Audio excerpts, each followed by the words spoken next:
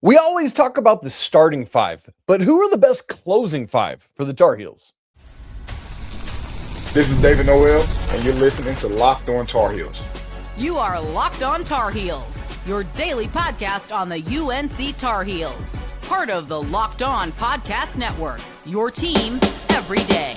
Hey there, what's up? It's Wednesday, January 7th, 2025. Welcome into the Locked On Tar Heels podcast, the only daily North Carolina show out there. I'm your host, Isaac Schade. You join me at the place to get your Tar Heels content every single day, all part of the Locked On Network, the #1 sports podcast network out there. Thanks for making us your first listen or watch, and I want to give a special welcome to all our Everydayers Club members, all the members of the Locked On Tar Heels Discord, and our insiders as well. This episode is brought to you by Rougiette. If you've been thinking about taking the next step, now's the time. Head to rougiette.com/lockedoncollege to get 15% off your order for a limited time. Rougiette ready, feel present, feel confident, feel ready. Coming up on the show today, we talk so often about who are the starting five, who are the guys right out of the gate, but we often neglect to have as much conversation about the closing five, which is equally as important.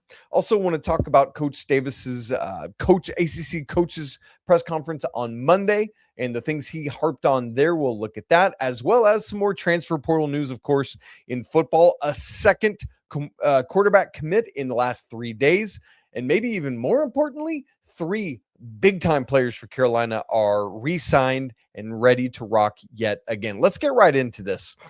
Had a very interesting question on Twitter from Thomas Fanjoy. And Thomas sent me this, I think it was last week, and he said, "Hey, Isaac, who do you think should be closing games with our top 3 guys?"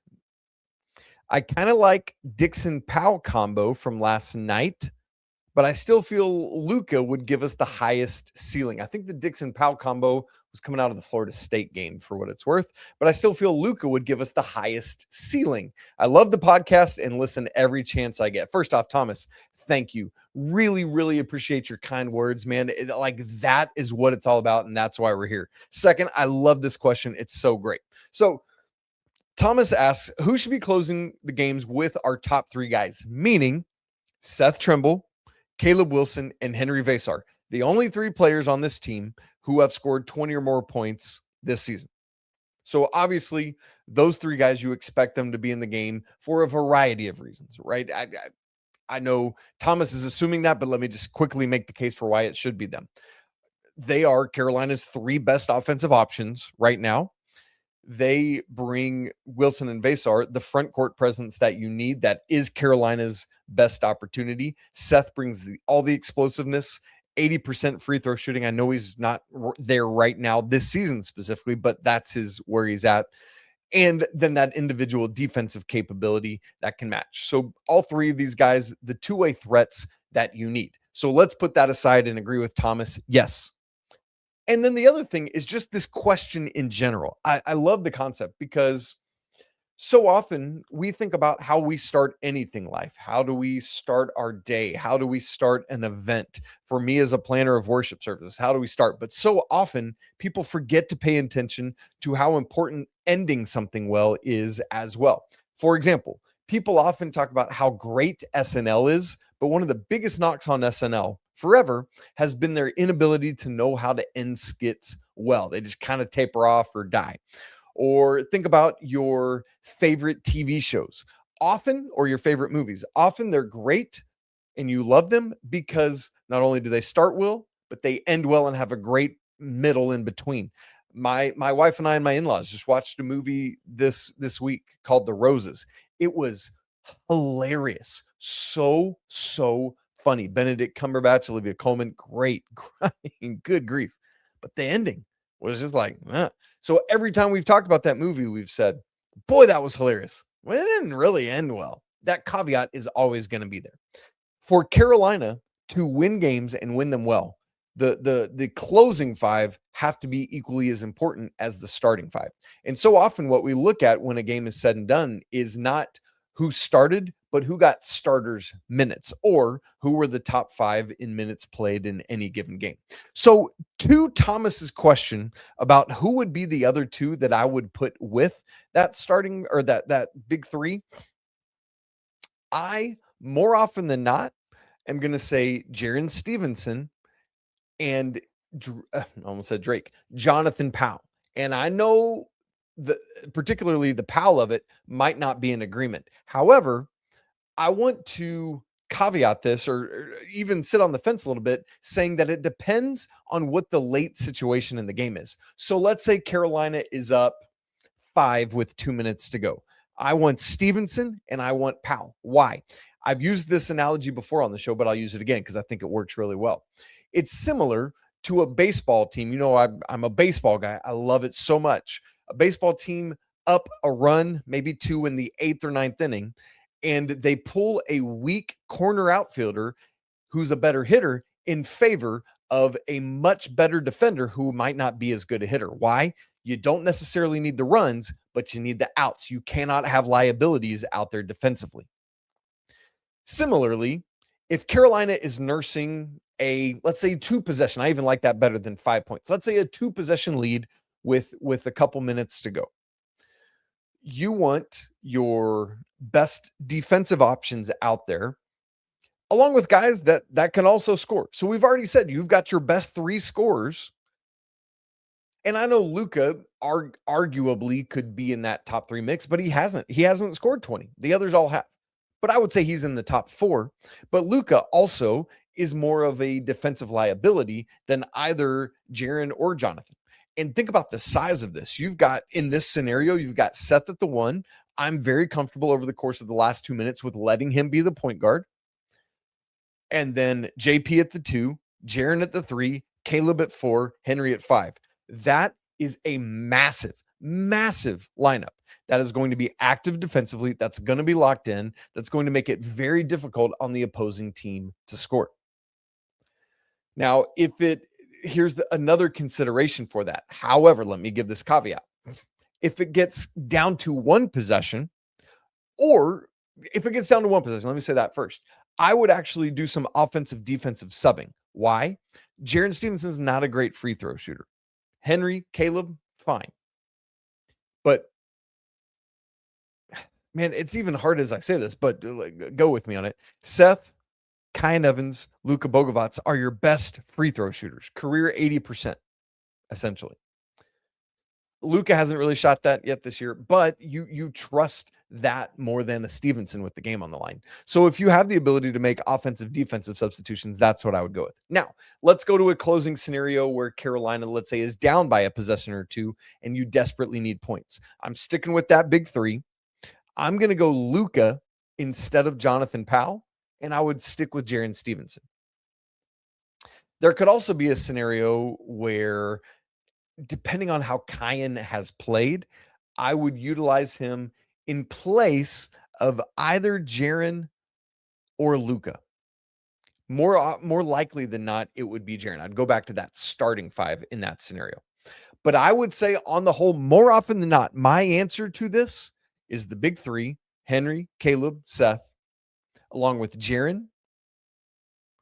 And then, again, if Carolina needs points, Luka. If they need stops, Jonathan Powell. That's what I would go with. I would love to hear your answer to this. This is such an intriguing conversation, and I'm so grateful to Thomas for posing it, right?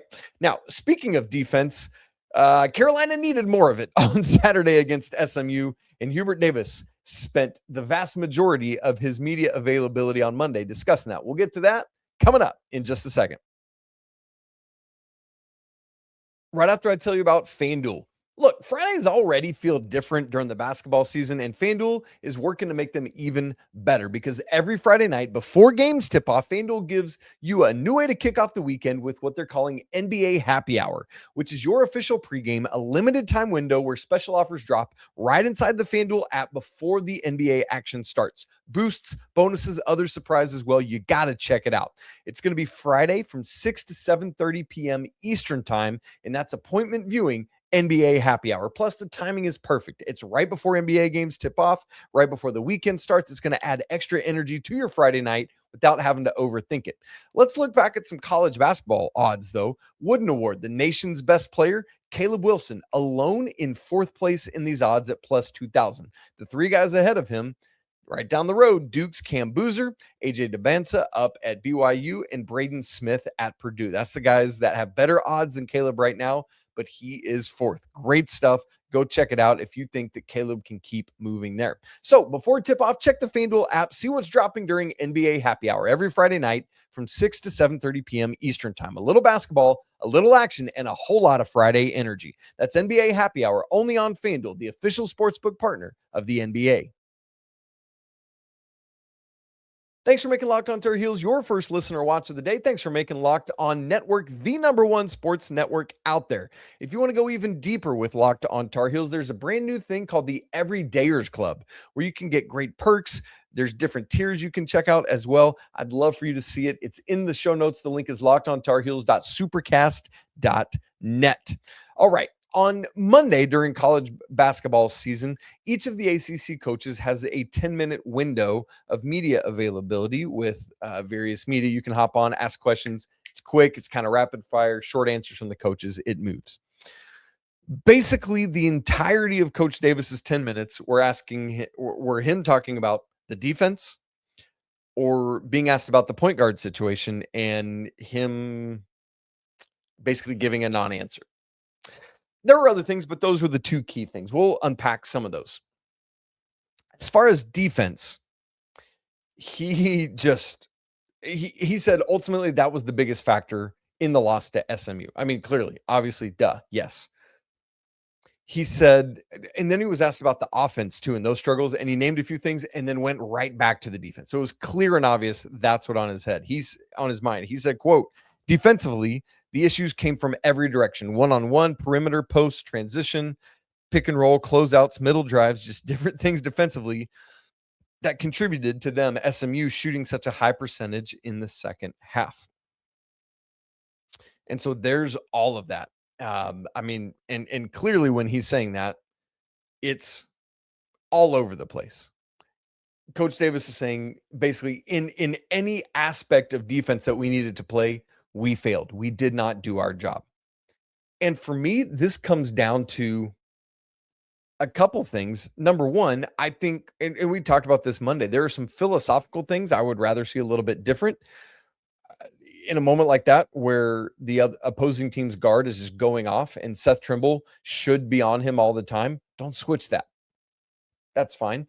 But then also there's just Carolina overhelping at times when they don't need to. I went back and watched it, and Caleb, I'm going to pick on Caleb here. He's a great defender, but there was a time when SMU ran some pick and roll on the left wing. He sagged down to try to help, didn't really need to, and got burned by it.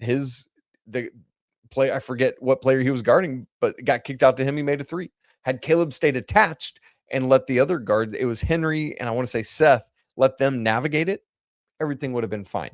So there's that kind of thing. And then the other big one to me that I think was very critical, and this is just, to say it is the simplest thing defensively, to do it is much more difficult. I recognize that. But just staying in front of your man. And I know I say it's difficult, but I just finished watching Houston and Texas Tech play a strong defensive-minded game. Houston's guards do not let you turn the corner on them, ever. It is so incredibly difficult to do if you're playing offense against them. And so while it's difficult, it's not impossible. And so there is a heightened level of capability that Carolina needs to get there too. And Coach Davis talked about that.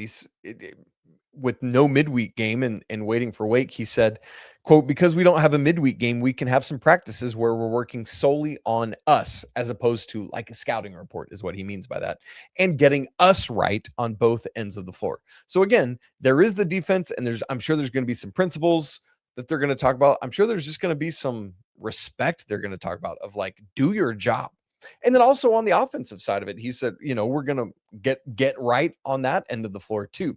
And to that point, that's the next thing. The next big thing of talking was he got multiple questions about the point guard situation, because as a reminder, we've seen Kyan Evans be the starting point guard all season long.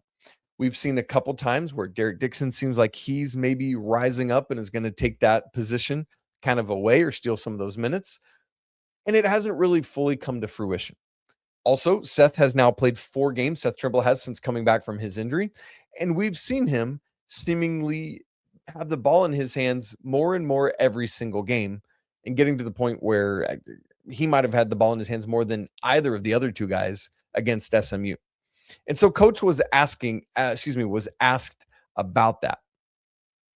The first point guard question: what are the discussions like when you guys determine, all right, this is our point guard out of the 3 or so options that we're going to go with, end quote. That was the question.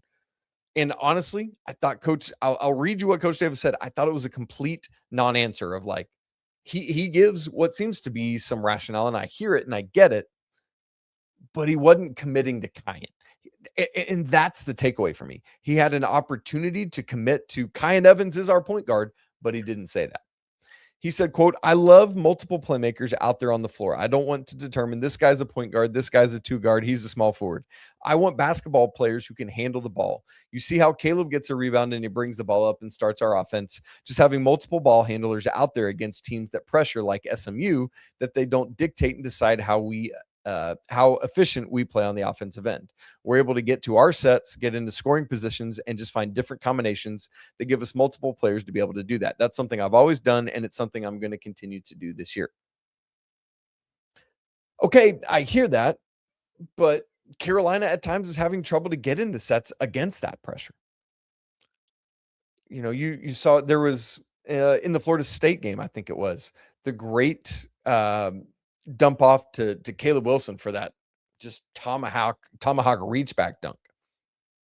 But before that, it was Derek Dixon nearly getting picked multiple times and just was able to finally get away and get to the rim. And so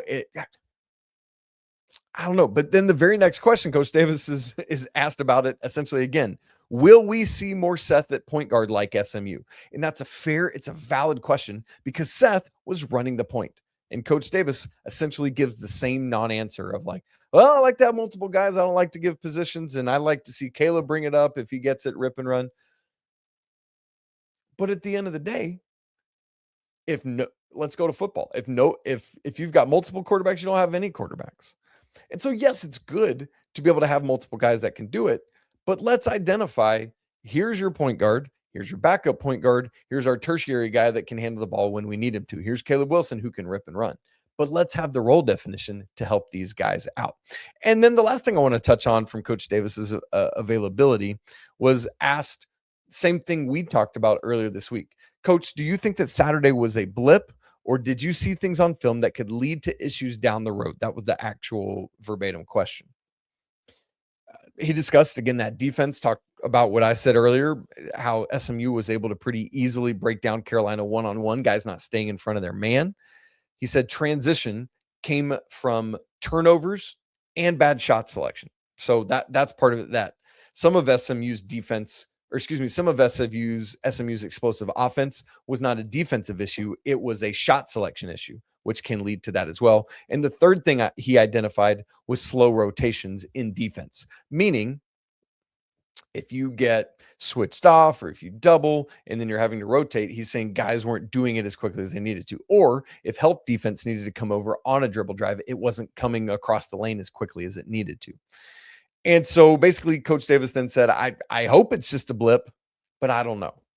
Well, let's figure that out, and I mean, the numbers seem to suggest on both sides of it that it truly was, because that's an anomaly for Carolina's season. And while SMU has been very good offensively, they've not been that. They've not hit those threes. That was a bit of an anomaly as well. Now, we're going to have to keep our eyes on it Saturday when Wake Forest comes to the Dean Dome. How does it look? Is it different? Is it the same? We'll find out. But I'm hoping blip along with Coach Davis. All right, on Tuesday, more portal commits for Carolina, including their second quarterback in 3 days, a hand-picked player by Bobby Petrino back in College Station, and got more news of a couple Tar Heels re-signing to stay in Chapel Hill. Big news on both sides of the football. We'll talk about that in just a second. Right after I tell you about Rouge Yet Ready, let's talk about something most men don't bring up, but absolutely should. Stress from work, money, life. It doesn't just switch off at night. And when it shows up at the worst possible time, Rougiette Ready is designed to help you take back control. It's a next generation prescription treatment created to support both the brain and the body so you can feel present, you can feel confident and ready when the moment matters most. Rougiette Ready combines 3 clinically proven ingredients in one mint that dissolves under your tongue so it absorbs fast. It's easy to understand why over 150,000 men have already made this switch. You connect with a board-certified doctor online, and then everything ships discreetly and directly to your door. Most men, once they've taken it, are ready in about 15 minutes, so you can stay present, you can stay confident, and in control for when the moment is just right. So if you've been thinking about taking the next step, now's the time. Head on over to rougiette.com/lockedoncollege. Again, that's RUGIET.com/lockedoncollege to get 15% off your order for a limited time. Rougiette Ready. Feel present, feel confident, feel ready. 3 more players announced their commitment out of the transfer portal to North Carolina on Tuesday. Key among them, Miles O'Neal, who was on campus for a visit on Monday, the quarterback transfer out of Texas A&M, where once again, I'll say Bobby Petrino recruited him to College Station. Yes, North Carolina is still yet to officially announce Bobby Petrino, but there you go. The writing's on the wall. McNeil is known as a big arm, big guy, can sling it downfield, explosive plays. That's what Carolina missed last year. That's what they've got now. So you add O'Neal to a quarterback room that right now, again, as a reminder, has lost Gio Lopez, has lost Bryce Baker, but has just added Billy Edwards out of Wisconsin, also brings back Autori Newkirk and brings in Travis Burgess, the early entry freshman. So very curious to see how that room develops as the spring and then summer and fall move along. The other 2 guys that committed on Tuesday were defensive lineman Sean Tompkins out of Baylor and Ade Willie, a defensive back from Michigan State, had played 3 years there for Sparty. So those guys join an incoming portal class that already had 8 other commitments by my count. It all is, there's always so much, so hard to stay on top of, but I believe I have that it is a total of 11 right now as I record late Wednesday night. The others on the offensive side, already mentioned Billy Edwards from Wisconsin, but 2 receivers, Jonathan Bibbs from Louisiana Monroe, Tretch Kekahuna from Wisconsin, as well as Billy Edwards, Jackson Warren, the tight end from Colorado State, and an offensive lineman, Andrew Threat from Charleston Southern. On the other side of the football, Jalen Harvey, an edge from Penn State, Tarvarice Brown from Florida, a defensive lineman, and then linebacker Peyton Seelman from Richmond, a Spida. And so Carolina continuing to add guys in that regard, but perhaps even better than guys you're able to add is the guys you're able to keep, especially your standouts. The news had already come out that running back Juju June was coming back to Carolina, and that's massive. We saw everything he was able to do last year, and hopefully there is a big jump ahead for him, similar to the jump Omarion Hampton took his sophomore year. So we'll see what happens there. But Juju was the stalwart in the backfield this entire season. Joining him back on offense is going to be Jordan Shipp, who is incredible to have him back. Poor Jordan Shipp. I just feel like he was one of the biggest. I don't even know the word. I don't want to say bust, but biggest, because the quarterback play wasn't good, he didn't get to shine. It's like the opposite of being if Drake May was the quarterback, he would have been the biggest beneficiary of Drake May's play. But because of that, he took the biggest a downturn. Wasn't like this, had this massive breakout. I'm very hopeful for Jordan Shipp's sake, because I think he's got everything you need to have to be a wide receiver 1 for Carolina, that one of these quarterbacks really steps up and allows Jordan Shipp to show the nation what he's capable of. And then on the other side of the ball, man, this one might be the biggest of all of it, in my opinion. Melkart Abou-Jaoude, who, remember, all season it was Abou-Jaoude, and then asked everyone to start pronouncing it Abou-Jaoude, is back on the defensive line. And man, this is critical. This dude was up at the top of ACC sacks throughout the season. Just so good, so disruptive. Love his motor. Love how he will help anchor this North Carolina defense, man. It is massive to get Melkart back on the defensive side of the football. I am so pleased about that.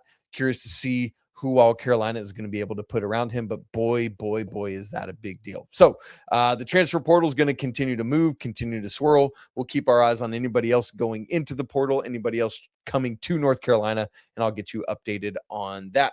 Tomorrow on the show, Tyler Zeller, Big Z, is going to be with me breaking down what he's been seeing as he's been on the call for North Carolina.